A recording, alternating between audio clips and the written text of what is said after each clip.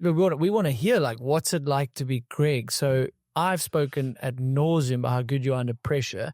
And if you compare, some people say, what was it about Greg? Like, how did you not beat him? Like, it's like when I went to Maritzburg to perform at World Champs, like, I shat myself. But this is where so I did okay, but I also crashed in the first turn because I wanted to do so well at home. And you were, say, in Maritzburg, like, you're at home, you want to win, you're expected to win, it's your home course. Do you think you're born with it or you train that? Because you seem to lift your game the more pressure it is. And I think there's a chemical in your brain that you need a certain amount of pressure to perform optimally. And I get too much of that and I freak out a bit. Yeah, I don't know. I think, like, downhill's a scary, to me, a scary sport. And I always felt that I didn't have the skill of the other riders. Like, I've always felt like, I just didn't think that I had the skill compared to the rest of the field. So I always felt like once I got through to that, like, final round, I'd really break the track up and understand where I could push it more than my, like, push myself into these areas where I felt like that way exceeded my abilities. In your mind? In my mind. And so I could, like, but I could only do it once. And that I could only put it together in that final run. And so I'd, like, really plot out the track and put a lot of energy into, like, I think I can ride this faster than the fastest I've done it. And I might not be able to touch a base. And I think I can do that. And then I'd do it in the final. But I wouldn't dare do it because it's too risky. So you wouldn't practice at that speed? Oh, no, not at all. Where some riders, I think, have hit optimum speed in practice, so they know they can do it. Sure.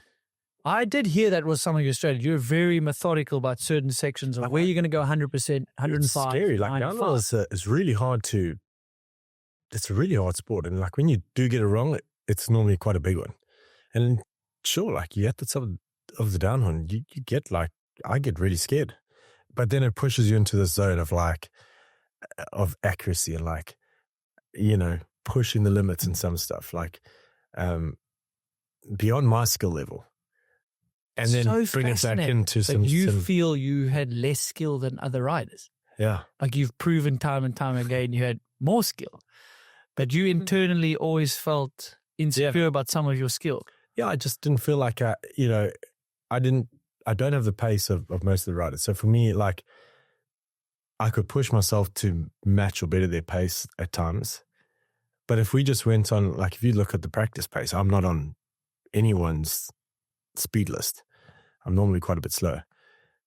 But, that's because I was trying to be safe and secure. And I feel like it's a crazy sport. So, and the sport back in the day, you could win with 95% in sections, 97. Like, I feel like when I came onto the circuit, you were so consistent. You wouldn't crash in the finals. Literally, Greg Minnaar doesn't crash in the finals for a long time. Yeah. And I mean, we can go through the stats. Yes. And then later on, I think you can connect you crashing a bit more in the finals to the pace of what downhill became. And is that an accurate...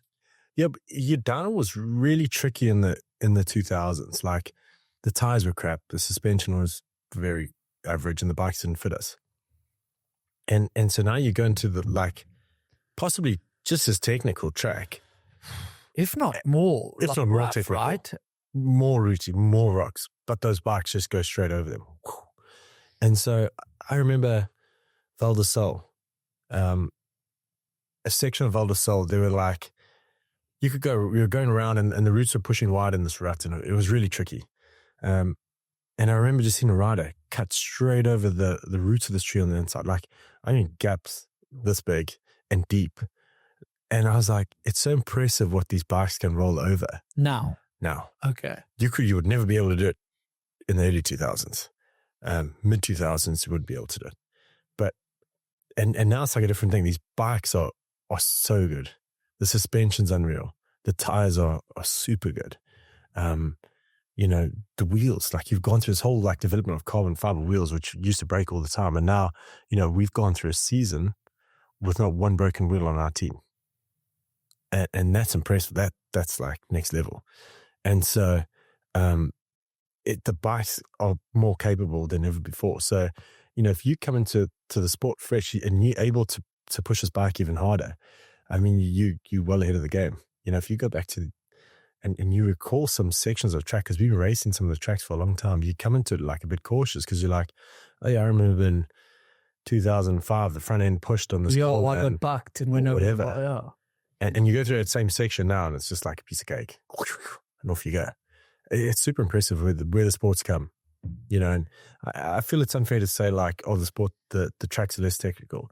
The riders are impressive. There's no shitty lines.